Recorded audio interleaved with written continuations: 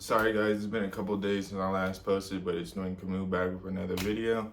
Right now, I'm gonna be talking about how to move to Japan. I can mainly speak on my perspective, but I also want to share like how other people have gotten here as well. But I think the first issue, or not the first issue, but like you gotta really understand why you want to come to Japan. Like there's a lot of reasons why people come here, and I'm here as a student. But again, people come here to work, people come here to visit, and so there's a lot of reasons why people want to come to Japan.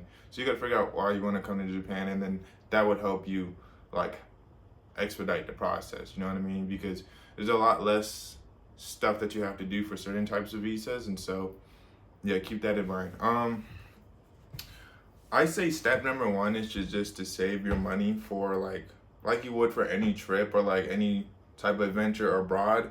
You kind of have to like just financially prepare yourself in order to make that leap across the world. You know what I mean? You're not going to like Arizona, you're going to freaking Tokyo. You know what I mean? You're going to Japan, so more often than not, that's going to be like quite the expensive venture. You know what I mean?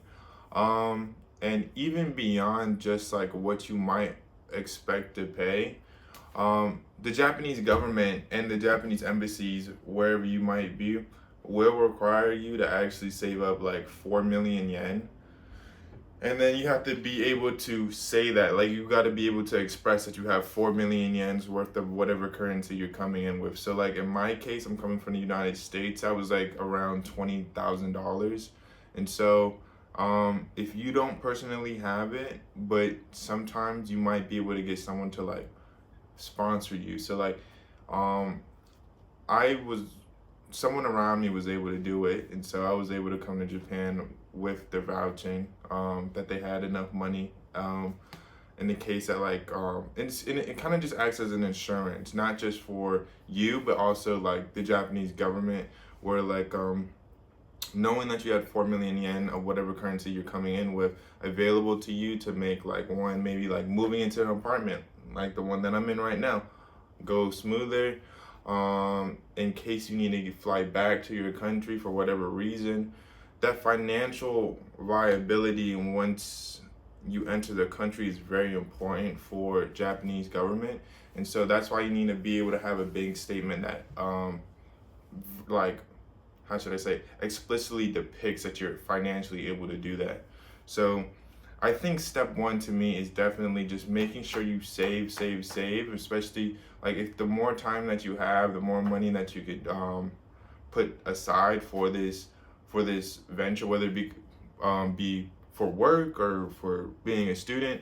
There's a lot to do in Japan, and sometimes it costs a lot of money, like moving into an apartment, getting that plane ticket, and so just save as much as you can. And I think that would be like one, good from your perspective, but also good from the Japanese perspective. Like if you're looking to rent as well, like knowing that you have disposable income kind of makes landlords feel like a lot easier renting to you. So that's one thing that I would also recommend.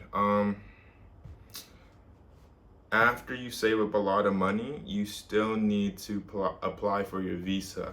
But the first step of applying for your visa is getting the COE. The COE is just like a certificate of eligibility. And like, I don't know if other countries have to do this or whether or not they do this, but the COE is actually just, again, certificate of eligibility is kind of self-explanatory in the title of the document. And again, this is where you would submit like what is it? Like a statement depicting that you do have enough money to stay in Japan. And then on the COE as well, you gotta like figure out a place to live once you get to Japan. So you already have to set that up. So if you're planning to come to Japan, say like summer 2025, you gotta have a place already in order, in line and together, in order for you to get your COE and your visa cleared.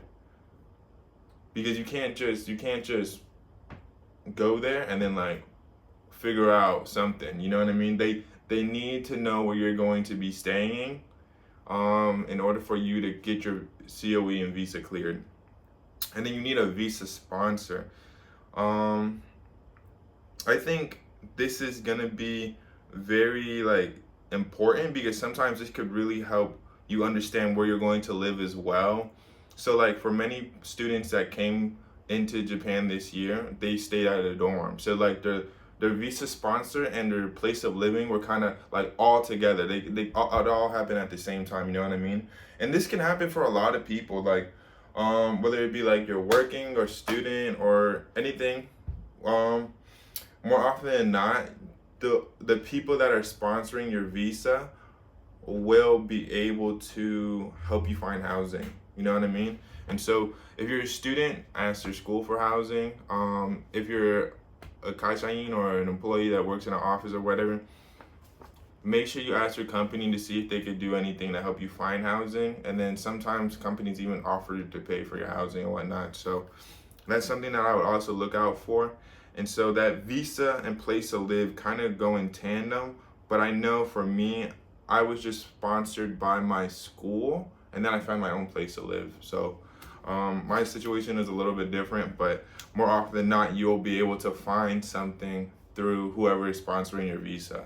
But I think that's something that important that you have to keep in mind. You can't come here and stay here long term unless you're doing something. And that something is usually or someone is going to be sponsoring your visa. You feel what I'm saying? So, yeah. And then once you do all of that, you get your 4 million yen worth of whatever currency that you're supporting yourself on.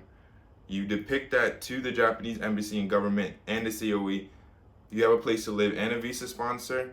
I think you're ready to send your COE in to the Japanese embassy or consulate that's closest to you. You feel what I'm saying? And so once you get your COE, and then you send it in, your visa is either gonna get rejected, and then they'll ask for more documents, or you'll get cleared to go to Japan. But a lot of the stuff that you need to understand in order to like make that transition is kind of like on the website of the Japanese embassy. And so you could look into more detail for what they have to offer in terms of like insight on how to get it over here. But once you get that visa, you're chilling. You're chilling. You have 3 months. You have 3 months after your visa is issued to enter Japan, and so in those 3 months you should like get yourself together, schedule your plane, and then like do all the stuff to get here, and then coordinate like maybe like a Uber, coordinate a family member to take you to like maybe your new house or your dorm, because they probably know like a family friend or like someone. Just use Google to get you to the places that you need to go once you land. Customs is a long process. It's not even that long. It's just like a long line, but it's not the most difficult thing. But yeah, then you'll be in Japan doing whatever you wanted to do, whether it be being a student, working, or anything like that. So I think that's like the main stuff on my head right now, but there's still a lot. There's still a lot once you get here that you have to do, like get an apartment, let the ward office know. There's like a lot of paperwork. So getting here is probably I would say it's a little bit more simple to get over here than it is once I got here. Like it was just like so much paperwork once I got here. So yeah, I think that's how I would say how to move to Japan or how to get to Japan. So if you have any concerns, any questions, or any comments, just please let me know down in the comments below. I'll try my best to answer anything that comes into the comment section. If you want to reach out to me via Discord or Instagram, and then we can start a conversation there too, feel free. I'll leave all that information down in the description below. Well, I think that's all I got to say. Thank you for watching my video. If you made it to the end, again, thank you so much. I really appreciate all the support that everyone has been showing me recently. All the comments, all the subs, all the views. It really just means so much to me. I love interacting and responding to everyone that comments. It's kind of like really awesome. I didn't realize how much my content could be useful to other people. So I thought every single time someone leaves a comment, it's kind of awesome. So thank you for watching the video. See you in the next one.